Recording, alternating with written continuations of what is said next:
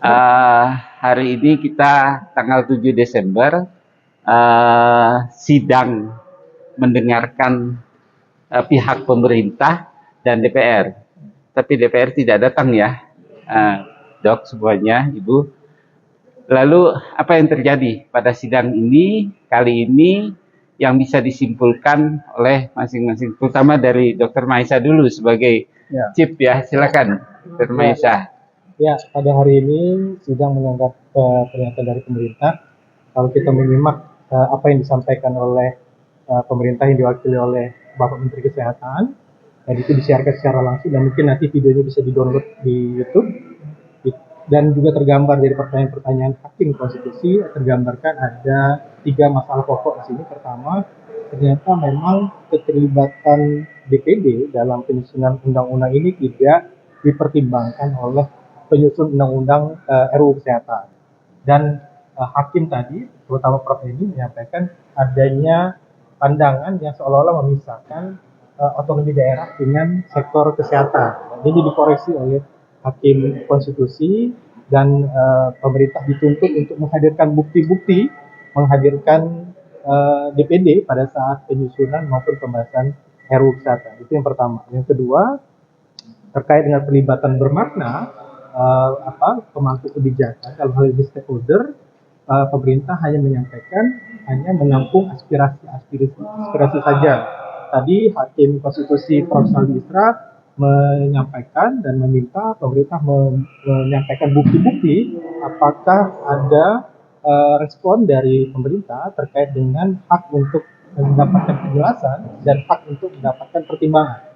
Ini kami dari Unit Profesi Kesehatan dengan secara tegas bahwa kami tidak satupun organisasi menerima penjelasan secara tertulis dari pemerintah maupun DPR terkait dengan pertimbangan dan penjelasan masukan-masukan yang bila pertimbangannya itu ditolak tadi dari hakim meminta ya mana bukti-buktinya, dan kita akan lihat nanti bukti-buktinya. Tapi jelas kami organisasi profesi sampai dengan undang-undang RUU itu diketok, tidak ada satupun dokumen penjelasan dan pertimbangan yang disampaikan oleh organisasi profesi.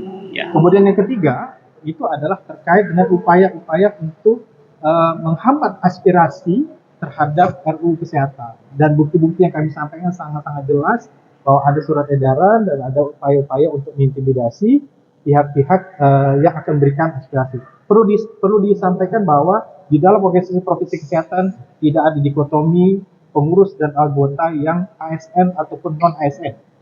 Semuanya mengabdi kepada profesi dan mengabdi kepada bangsa. Sehingga aspirasi profesi tidak boleh didikotomi antara ASN dan non ASN. Jadi gambaran persidangan tadi sangat-sangat jelas, blunder-blunder yang terjadi. Tentunya kita akan menyimak persidangan-persidangan berikutnya, dan mudah-mudahan hakim tegak lurus menjaga keadilan dan menjaga konstitusi. Amin. Pak Joni, tadi kan lebih concernnya kepada meaningful participation. Bagaimana keyakinan dari Pak Joni sebagai kuasa hukum dari 5 OP ini? Dan juga bukan hanya 5 OP, mewakili masyarakat. Ya, pertama kita apresiasi kepada Hakim Konstitusi yang sangat tampil dengan pertanyaan-pertanyaan, terbukti dengan pertanyaan-pertanyaan yang sangat telak, dan hal itu secara hipotetis menjadi mendukung apa yang kita sampaikan. Yang kedua, tentunya ini sebenarnya saya tadi ingin mengajukan pertanyaan atau tanggapan balik, termasuk dengan menegaskan bahwa organisasi profesi ini, OP, itu bukan hanya punya hak karena dia punya kepentingan dan terdampak atas undang-undang kesehatan ini, tetapi organisasi profesi itu yang terdiri atas profesi kesehatan, tenaga medis, dan tenaga kesehatan, begitu bunyi undang-undang, dia lebih sekedar berkepentingan dan terdampak.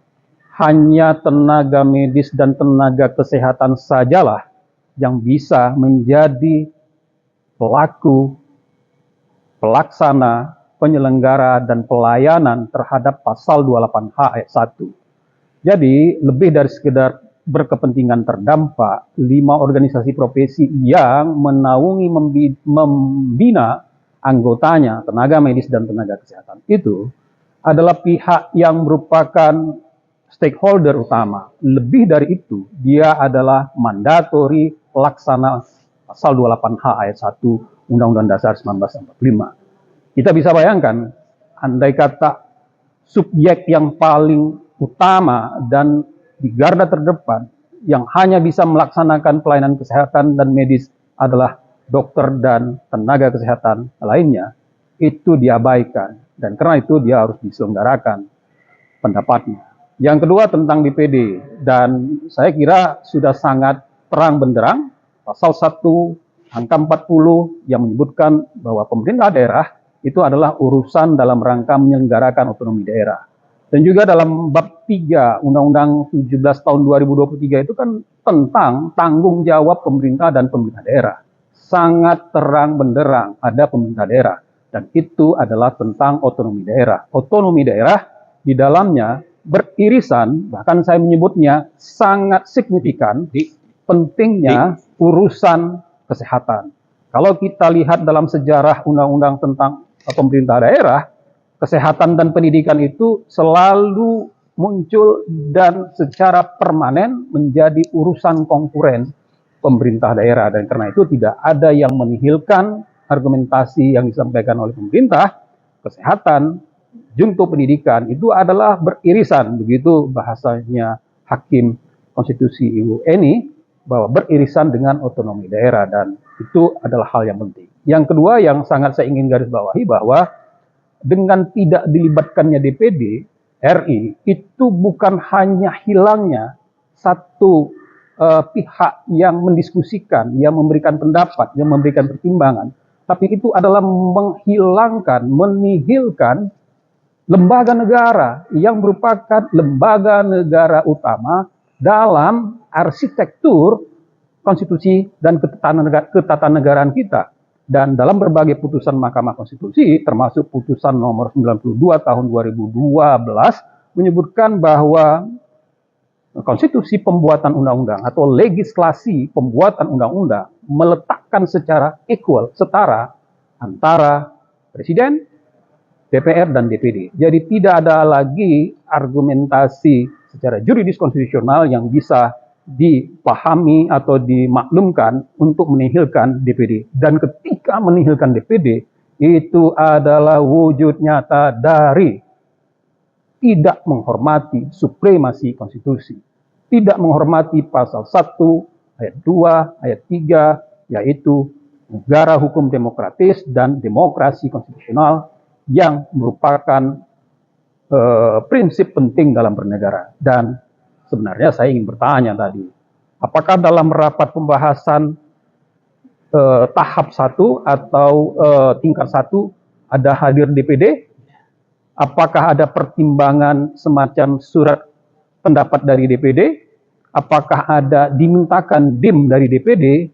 Saya sudah periksa semua dokumen, tidak ada DIM, tidak ada kehadiran, tidak ada pertimbangan, dan karena itu absolutely terbukti cara meyakinkan DPD tidak dilibatkan. Dan kita bukan hanya karena demi undang-undang ini, kita ingin menyokong dan meletakkan konstitusionalitas dari DPD sesuai pasal 22D ayat 2, tapi kita ingin meletakkan etika dan konstitusi bernegara yang menjaga harkat lembaga negara, termasuk Presiden, DPR, dan DPD sebagai lembaga yang sahih, mempunyai legitimasi. Dan karena itu, tidak dilibatkannya DPD adalah tidak legitimate. Terakhir soal meaningful participation. Saya ingin tanya tadi sebenarnya. Kalau Menteri Kesehatan mengatakan ada website, ada public hearing, dan lain-lain, saya ingin tanya, dari 6.011 masukan yang masuk ke dalam instrumen yang dibuat oleh pemerintah atau Menteri Kesehatan, bagaimana ceritanya, caranya, ilmunya, metodologinya, perkakasnya, sehingga muncul 25 kategori. Pertanyaan ini sebenarnya analog dengan disampaikan oleh Ibu Eni. Bagaimana caranya Anda mengolah? Bagaimana caranya 6.011 masukan menjadi 25 kategori? Dan dalam hukum, bagaimana 25 kategori itu ditransformasikan menjadi legal reasoning, menjadi norma universal, menjadi norma fundamental, menjadi norma operasional, menjadi norma memerintah, menjadi norma larangan, menjadi norma kelembagaan. Tidak ada penjelasan bagaimana 6011 menjadi 25 kategori menjadi norma dan legal resmi. Singkat kata,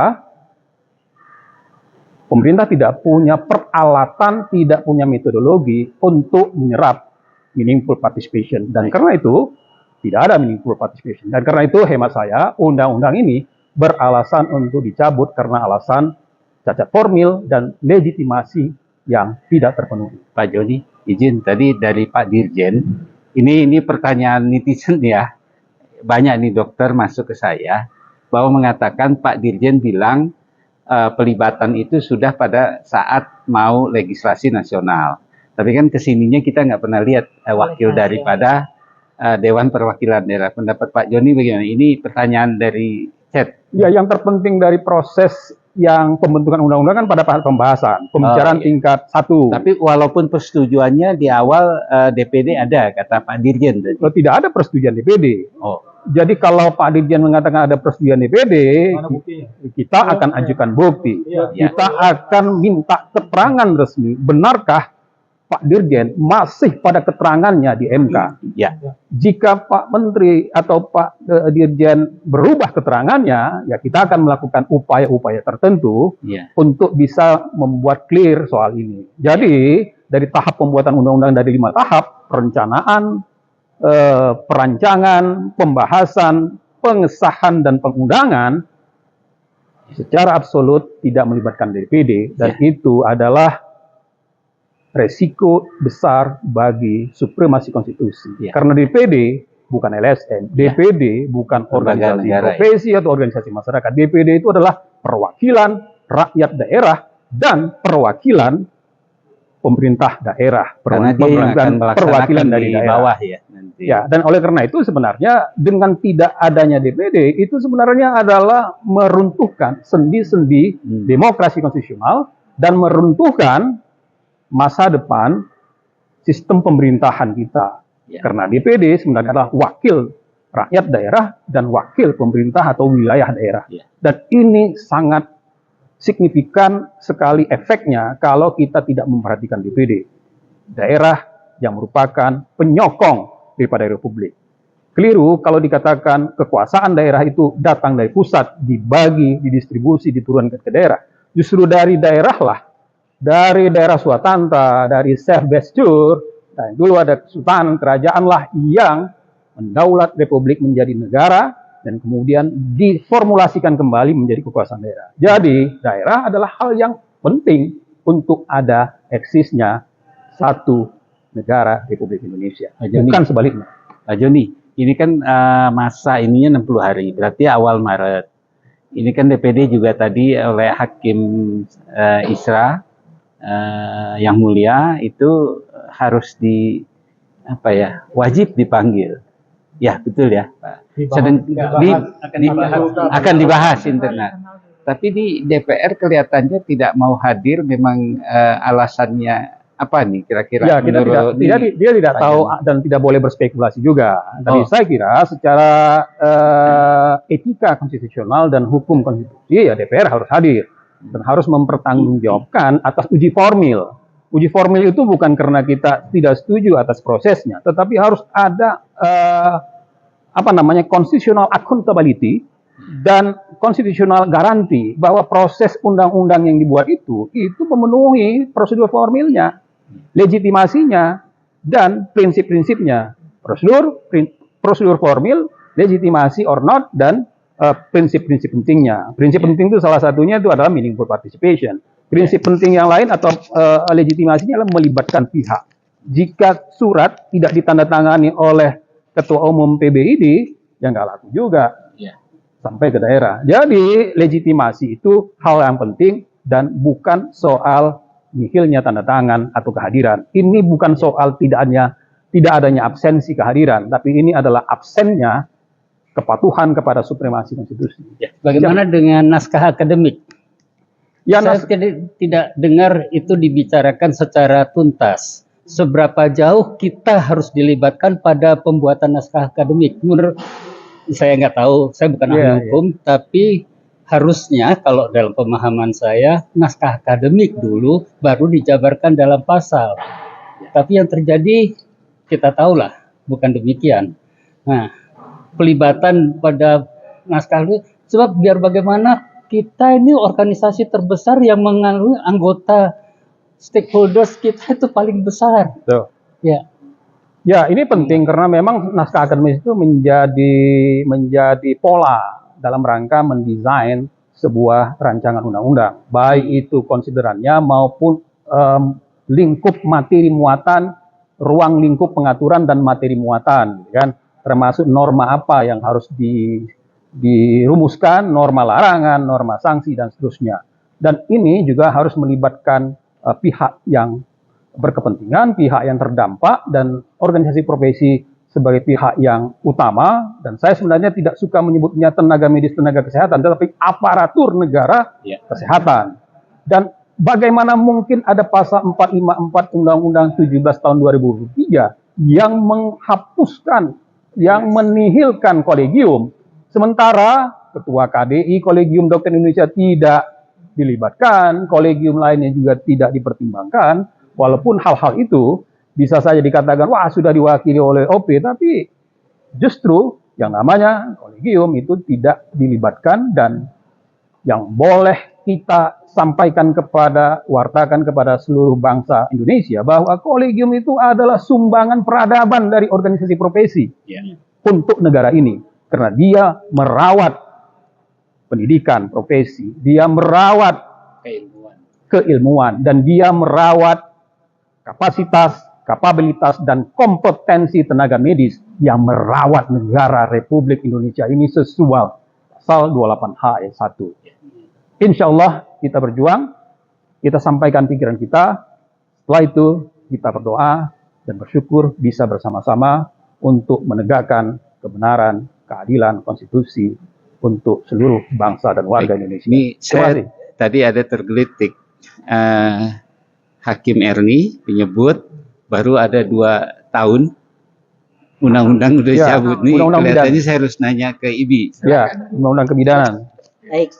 Ya, justru kenapa kami masih tetap ada di sini dan selalu harus mengawal ini, karena seperti kita ketahui undang-undang kebidanan ini baru saja disahkan oleh pemerintah melalui dan juga atas inisiatif DPR dan pemerintah tahun 2019.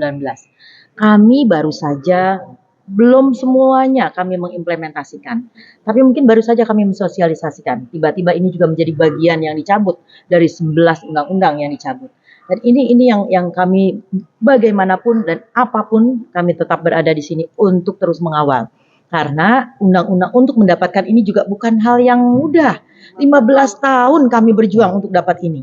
15 tahun Pak Joni kami berjuang untuk dapat ini, para pengurus IBI terdahulu. Tapi hanya dalam waktu beberapa bulan saja ini dihapuskan dan dihanguskan. Nah, artinya kami di sini tetap akan terus mengawal. Mudah-mudahan Bapak Hakim di Mahkamah Konstitusi ini mendengar aspirasi kita semua, dan mudah-mudahan apa yang kita ikhtiarkan sekarang ini semuanya dapat terwujud. Amin. Amin ya rabbal alamin. Tadi soalnya seorang ibu hakimnya ya. Kebetulan ya pasti ketua IBI kan ibu ya.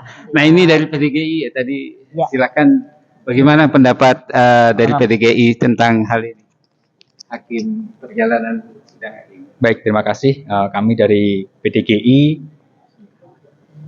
menyoroti ada 3 hal yang sangat penting dari persidangan tadi. Pertama adalah bahwa Mahkamah Konstitusi mengakui bahwa OP, PDGI, ID, IBI itu adalah OP tunggal yang harus didengar pendapatnya.